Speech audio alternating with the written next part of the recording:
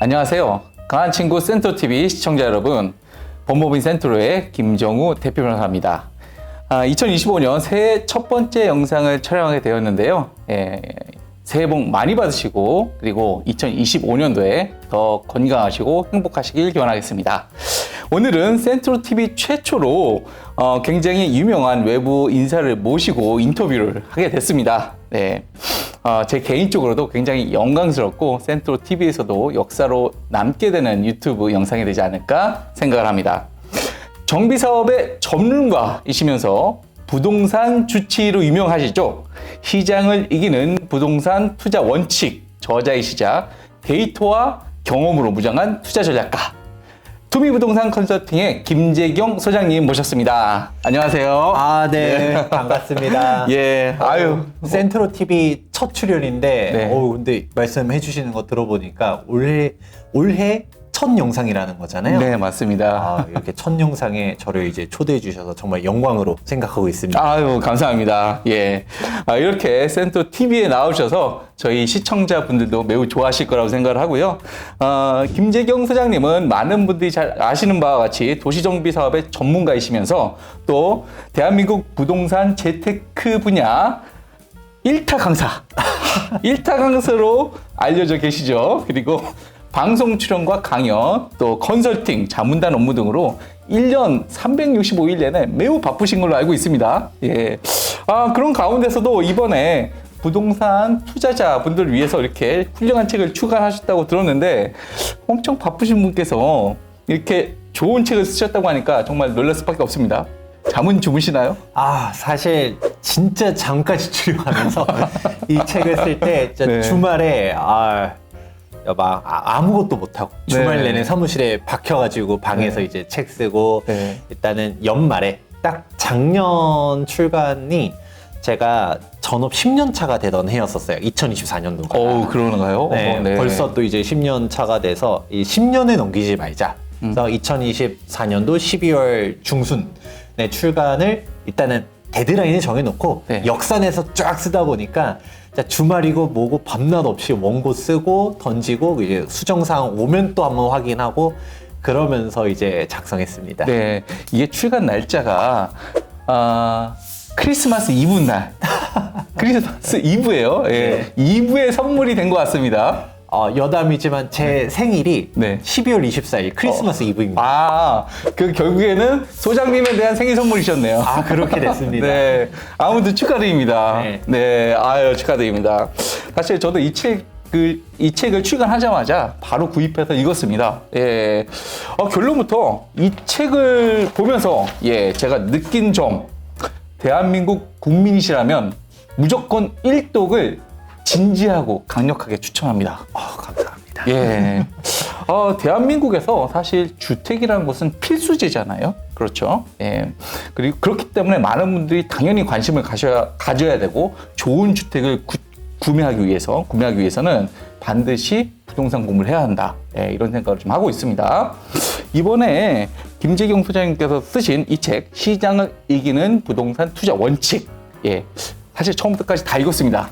안 그래도 저 솔직히 다 읽었습니다. 깜짝 놀랐어요. 아니 포스트잇을 이렇게 꼼꼼하게 이 두꺼운 책을 다 메모하시면서 밑줄 치고 이렇게 보신 거 보고 인터뷰 하실 때 사전에 읽으실 거라고 해서 네네 했는데 그냥 읽는 정도가 아니라 이렇게 읽으신 분은 제가 처음 봤습니다. 전 진짜 열심히 읽었고요.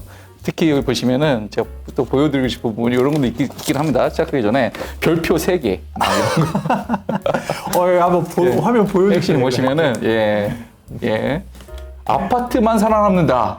이 부분도 정말 공감하는데요. 별표 3개. 별표 3개짜리가 사실은 책 전체적으로 별표 수가 굉장히 많아요. 진짜요? 별표 5개짜리도 있어요. 다 중요하다.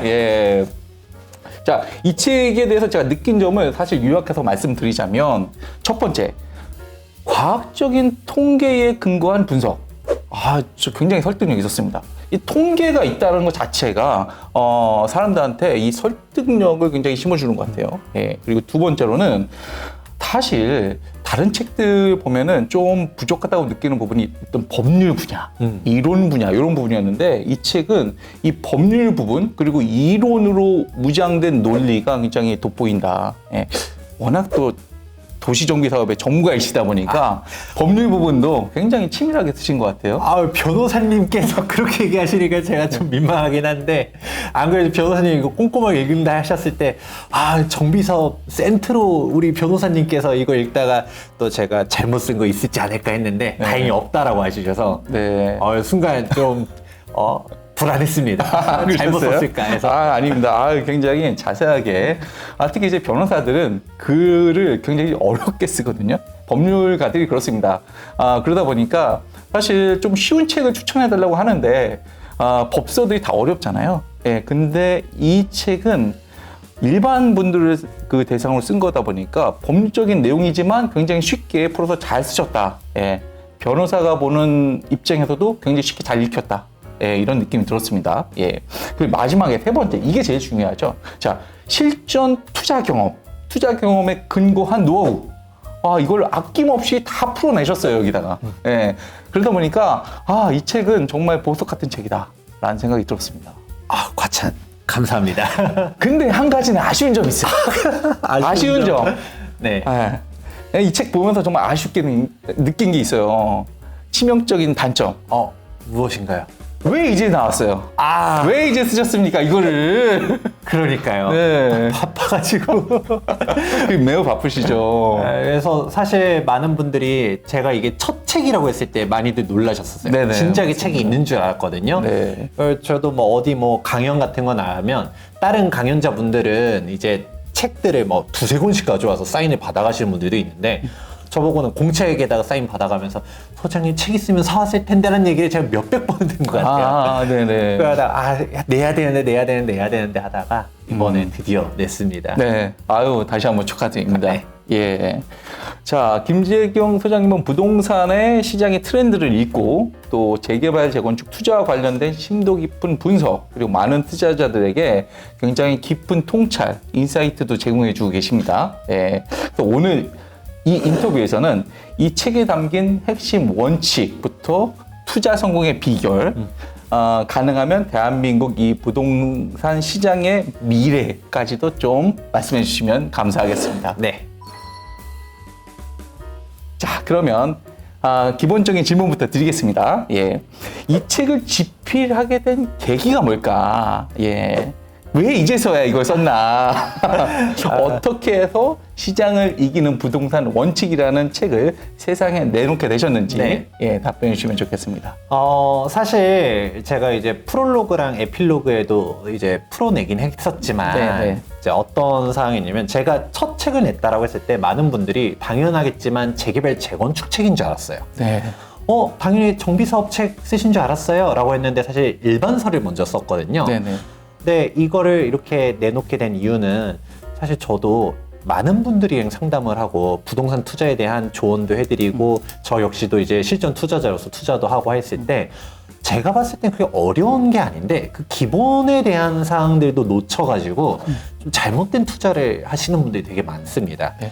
그리고 우리가 조금만 공부를 해놓고서 투자를 했었을 때는 실수를 많이 줄일 수 있는데, 그런데 항상 우리가 마음이 조급해지면 실수를 하거든요. 맞아요. 예. 그러니까 남들 지금 사야 된대 라는 얘기를 듣고서 막 움직이다 보니까 이상한 길로 빠지시는 분들이 있는데, 그런데 이거를 조금 도와줘야 되겠다. 더군다나 정비사업이라는 것도 결국은 정비사업의 최종 목표가 무엇이죠? 신축 아파트를 만드는 거잖아요. 그쵸. 네. 그런데 그 아파트 시장도 제대로 볼 줄 몰라. 네. 근데 재개발 재건축을 얘기하는 게 어불성설이라고 보고 있거든요. 맞습니다. 그래서 제 전문 분야인 정비 사업에 대해서도 이제 3장에서 또 사업성 어떻게 체크하는지에 대해서 쭉 써드리긴 했지만, 여기서도 제가 강조해드렸던 게 우리가 너무 숫자에만 매몰되면 절대 안 된다. 네.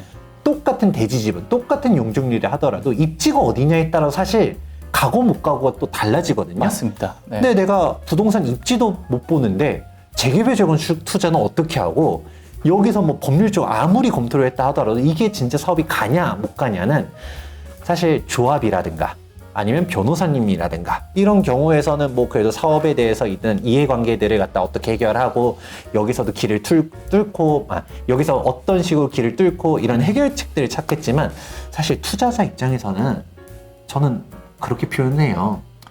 우리가 진흙 속에 진주라는 표현이 있지만 굳이 그 진흙탕 속에 빠져들어가야 되느냐? 그럴 필요는 없죠. 그냥 멀쩡히 괜찮은 길로 가도 되는데 왜 꼭 거기서 막 힘든 속에서 막 어렵게 진주를 찾아 헤매냐라는 표현도 해드리는데 그만큼 우리가 조금만 더 공부를 하게 되면 정비사업 투자 당연히 어려워요. 하지만 여기서도 다 어렵다고 생각하고 포기하는 게 아니라 진짜 이 와중에서도 안전하고 괜찮은 투자처들이 분명 존재하거든요. 이런 부분들을 좀 알려드리고 싶어서 더군다나 재개발 재건축을 떠나서 일반 부동산 투자 관련해서도 저는 투자를 하는 것보다 이제 더 중요한 거는 잃지 않는 게 더 중요하다고 봐요. 아, 잃지 않는다. 네네네. 네, 그러니까 하면 안 되는 거를 거두는 예, 게 예. 먼저라고 보고 있는데 그런 가장 기본적인 사항들 당연히 그런 투자들 다른 투자들 역시도 돈을 버시는 분들은 많아요. 네. 왜냐면 우리가 전문가들의 영역이라는 게 다 존재하거든요.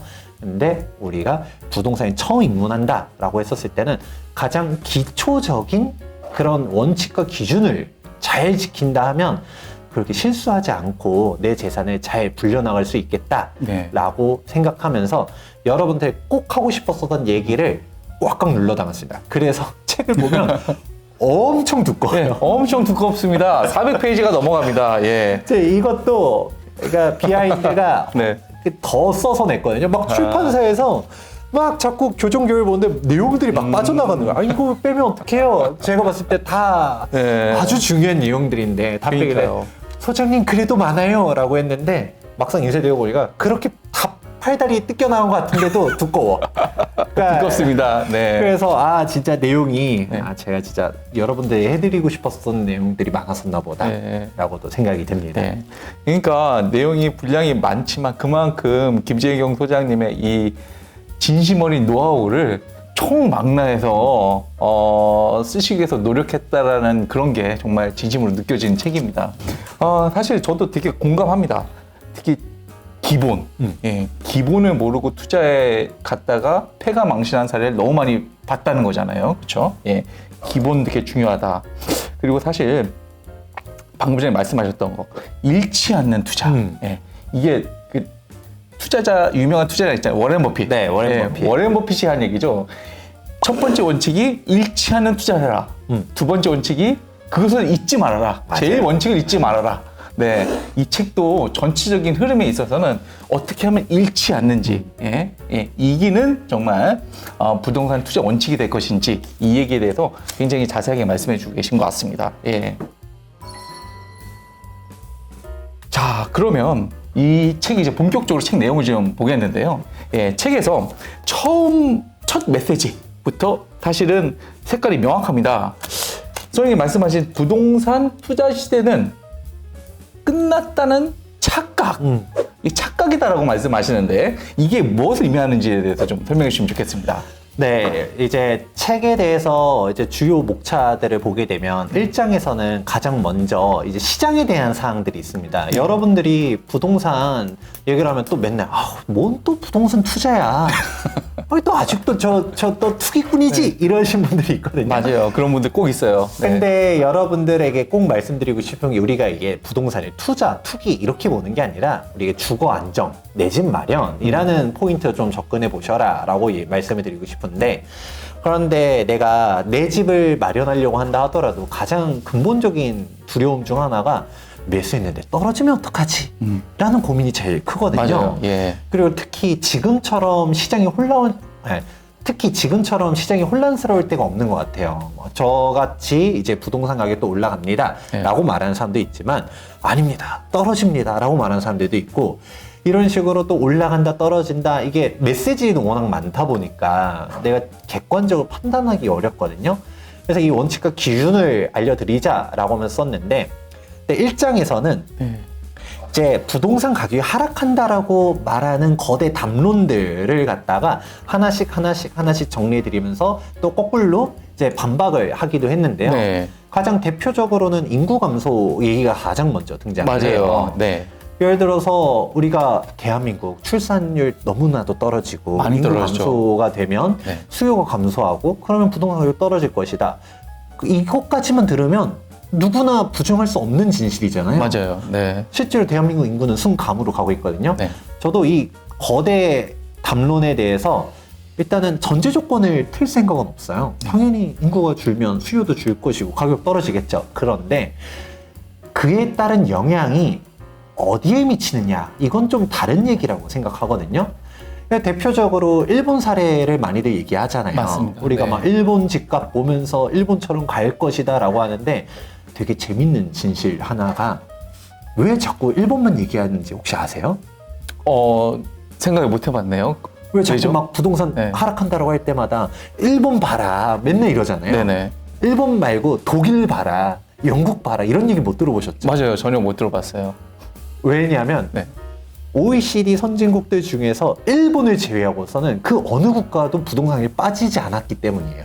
아, 그렇군요. 네. 그러니까 우리가 뭐 자꾸 한국 집값이 무너진다는 얘기를 할 때는 그러니까 인구 감소하면 빠진다는 얘기를 해야 되고 뭐 고령화 사회가 되고 뭐 이런 말들을 해야 되는데 그러면 대표적으로 부동산이 폭락해가지고 막 힘든 그런 케이스가 있으면 얼마나 좋아요. 그쵸. 네. 막 우리 논문 쓸 때 해외 사례 비교 뭐 이런 거 하잖아요. 맞아요. 네. 그런데 유일무이하게 빠진 데가 일본이었던 일본. 거죠. 그러니까 네. 일본 사례를 자꾸 갖고 오는 건데 거꾸로 생각하면 우리가 통계적으로는 이거 이상치라고 얘기하거든요. 네네. 이건 제외하고서 보는 게 맞아요. 네네. 그런데도 불구하고 우리가 다른 국가들은 일시적으로 우리 플럭추에이션이라고도 하죠. 그러니까 경기에 대해서도 뭐 예를 들어 금융위기라든가 이런 위기들이 있을 때마다 주춤주춤 할 때들이 있어도 장기적으로 우상향을 하게 되는데 네.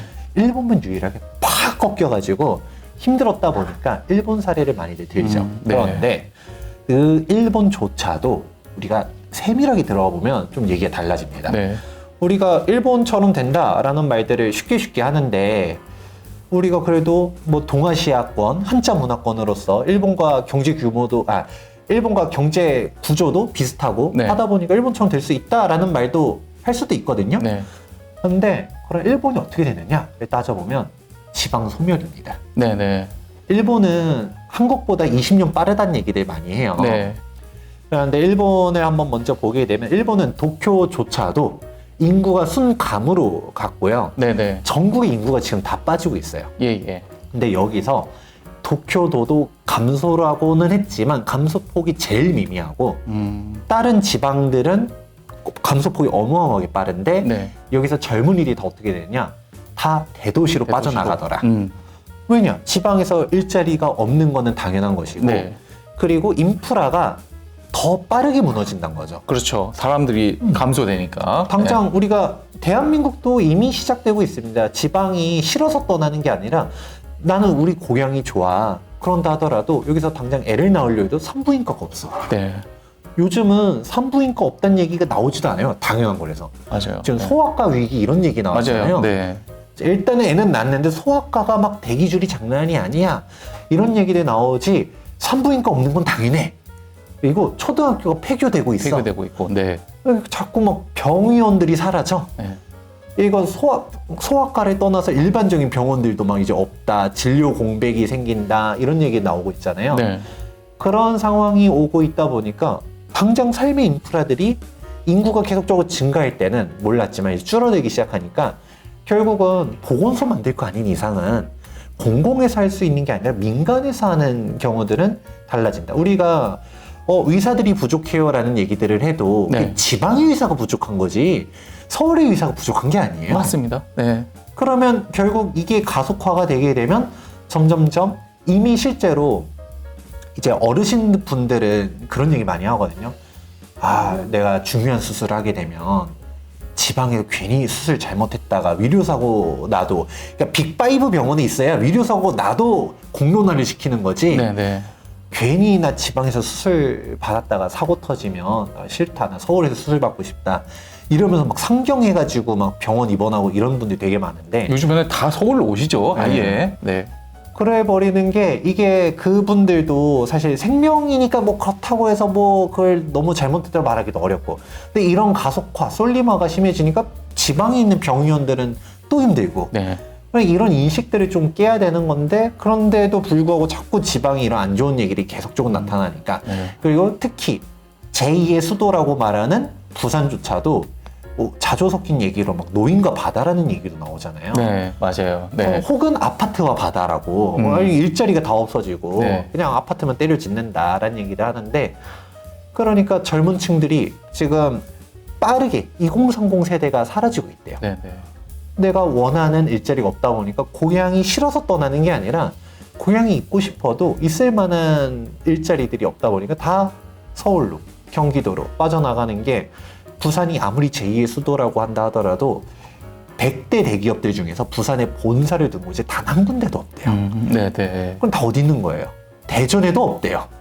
다 수도권 서울로 몰리고 있는 거겠죠. 그렇죠. 네. 그런 식으로 가다 보니 이런 문제점들이 발생하는데 일본은 이미 먼저 그렇게 되고 있다는 거죠. 그러니까 다들 그 거점 도시들로 가고 아니면 여기서도 도쿄도로 가고 네. 이런 식으로 가는 건데 그러면 우리가 양극화가 이게 벌써 나타나고 있구나라는 거를 생각해 봤을 때 일본에서 많은 사람들이 그래도 일본 부동산은 빠졌잖아 라고 생각하지만 일본에서도 도쿄에서도 우리가 도쿄도 자체는 서울의 3배 면적입니다. 네, 서울과 도쿄랑 비교하면 사실 그 비교 자체 잘못된 거예요. 그렇죠. 그러면 여기서 도쿄도로 커지기 전에 도쿄시, 구도쿄시가 도쿄 23구라고 따로 일본 내에서 통계를 따로 잡습니다. 네, 네. 근데 그 도쿄 23구의 신축 맨션 가격은 그 버블 경제 이전 가격을 돌파해 버렸어요. 그러니까 이런 사실을 언론에서 아무도 얘기 안 하거든요. 네, 왜냐 일본 가격은 무너진 거야 되니까. 근데 일본 사람들도 신축 좋아한다는 거죠. 맞아요. 네. 누가 그 오래된 데서 녹물 나오는 거 좋아하지 않는다는 거다 보니까 네. 특히 일본은 지진이 워낙 심각하다 보니까 이 안전에 대한 사항들이 되게 크거든요. 네. 오히려 신축일수록 내진 설계도 잘해두고 안전하다라는 생각들이 있다 보니까 오히려 오래된 주택들은 더더욱 진짜 지진 나면 거기는 생명과도 밀접하잖아요. 그렇죠. 바로 연결이 되죠. 네. 한국도 이젠 더 이상 지진 사각지대가 아니라고 말하는 상황인데 네. 일본 사람들은 지진이 만연한데 그런 구축에 살다가 까딱하다 가면 싸다고 들어갈 게 아닌 거죠. 맞아요. 네. 그래 버리니까 신축 가격이 훨씬 더 비싸다더라. 네. 그러니까 일본 사람들이 집을 안 사는 게 아니라 일본 사람들이 좋아하는 주택은 어마어마하게 비싸다라는 걸 인지해 보면 네. 사실 우리는 그동안 모든 진실들을 사실 한쪽을 조금 보고 싶은 부분으로만 보는 게 아닌가. 그러니까 이런 사실들을 좀 우리가 인지하다 보면 진짜 일본처럼 된다라고 가정하게 되면 그냥 결론 나옵니다. 서울의 신축 아파트 중심적으로 올라갈 수밖에 없다는 얘기가 되는 거예요. 네, 그러면 오히려 일본을 보면서 우리가 반면교사로서 얻어야 되는 거는 이렇게 되지 않기 위한 방법들을 찾아야 되는 건데 자꾸 앞뒤 다 가려놓고 일본처럼 됐다, 일본처럼 된다, 부동산 끝났습니다라고 하면 저는 그냥 곰곰이 생각해보면 서울의 신축 가격만 올라가겠네? 왜? 도쿄들을 보면 그렇게 되고 있어요. 그렇게 되고 있으니까. 네. 그러니까 이런 뭔가 100가지 진실 속에서 우리 진짜 거짓말은 99% 진실 속에 한 가지 거짓말을 네. 살짝 숨겨놓는다고 하잖아요. 네네. 그분들의 말이 거짓은 아니야. 근데 진짜 핵심적인 키워드들은 얘기를 안 하는 건 거죠. 그런 부분들에 속아가지고 내가 내 집 마련하고 싶은 게 예를 들어 지방이야. 아니면 진짜 막 시골이야. 이미 6시 내 고향 보면 빈집도 널렸거든요. 그렇죠. 네. 안 가잖아요. 네, 내가 네. 원하는 주택이 그게 아니잖아요. 근데 내가 원하는 주택이 저렴할 것인가 생각해보면 그러지 않을 가능성이 매우 높다. 대표적으로 지금 인구에 대한 상을 얘기했지만 그 외로도 우리가 뭐 PF 문제라든가 네. 각종 하다못해 소득에 대한 사항들도 우리 소득 대비 집값 너무 비싼 거 아니에요? 이러한 사항들 관련해서도 여러분들이 거대 담론은 막 그게 약간 가스라이팅 아닌 가스라이팅처럼 대한민국 집값은 문제야 이렇게 얘기했지만 사실 자세하게 보면 그렇지 않은 포인트들을 갖다가 하나씩 설명해 드렸습니다. 네. 아유, 굉장히 자세하게 잘 설명해 주셨습니다. 결국에는 핵심적인 내용은 간단히 얘기하자면 부동산 시장이 앞으로 빈익빈 부익부가 더 가속화될 것이다. 예. 그리고 사람들이 원하는 집값은 계속 올라갈 것이다. 근데 지방 같은 경우는 사람들이 원하지 않기 때문에 더 낙후되고 좋지 않은 환경이 될 테고 그러면은 빈익빈 부익과가 더 가속화될 것이다. 이렇게 정리가 되는 걸로 느껴집니다. 그렇게 정리하면 사실 조금 너무- 지방분들한테 너무 좀 그러니까 해서 네. 저는 오히려 역설적이게도 정책 얘기를 했을 때 이렇게 되면 안 된다라고도 말한 것도 있어요. 네네. 그러니까 일본처럼 그렇게 되면 오히려 안 된다고 보거든요. 네네. 일본은 극단적으로 우리나라 일기 신도시 격에 있는 그런 도쿄 23구 이제 메인으로부터 우리가 30km 떨어져 있는 다마뉴타운 이런 데 보면 역세권 주변은 그래도 도시재생하면서 참고로 일본의 도시재생은 대한민국처럼 막 벽화칠하고 이거 아닙니다. 네. 재개발 제공 축하하는데 네네. 네, 도시재생하면서 이제 신축도 지어놓고 젊은이들도 살고 하지만 역세권에서 좀만 벗어나기 시작하면 노인들밖에 없거든요. 네네. 그냥 다 슬럼화가 되고 있어요. 그러면 이렇게 되면 저는 안 된다라고 보는 거죠. 네. 그러면 우리가 어떻게 해야 될까요? 정비사업, 특히 우리 센트로가 정비사업 딱 이제 최고 아니겠습니까? 네네. 그러니까 정비사업을 잘 지원해줘야 된다. 우리가 사업성 없는 곳들을 개선해줘야 되고 우리가 즉 도심이 슬럼화되지 않도록 하는 길들 찾고 지방은 지방대로 지방에서도 우리가 예전처럼 그냥 지금 현재 대한민국에서 지방 교부금 내려주는 게 엄청나게 많아요. 예. 근데 이런 식으로 다 뿌려주는 게 아니라 사실 이제는 거점 도시 이제 살릴 때들은 살려야 된다고 좀 봐요. 네. 그동안 뭐 이제 광역시들 같은 경우는 그나마 너는 괜찮잖아 하면서 또 사실 역차별들을 받아왔거든요. 네네.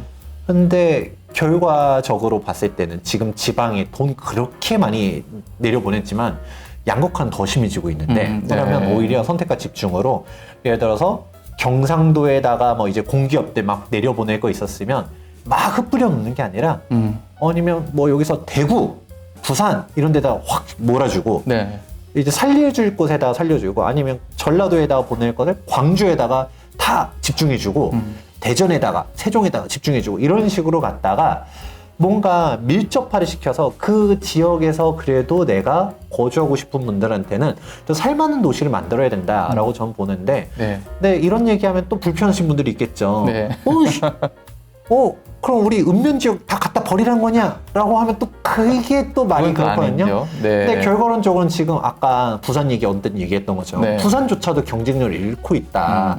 젊은이들이 떠나고 있다라고 하는데 그러면 이제 미래는 결국 이도저도 아니다가 골든타임 다 놓쳐버리면 네. 그냥 서울공화국이 되는 거예요. 그게 더 미래적으로 좋지 않다 보거든요. 네. 지방을 전 살려야 된다고 봐요. 네. 근데 이거는 개인이 얘기할 수 있는 게 아니잖아요. 그렇죠. 국가가 예. 즉 정책을 펼치는 분들이 해야 되는 건데 이런 부분들도 조금 잘 신경 써줬으면 좋겠다라는 네. 아쉬움은 있네요. 네.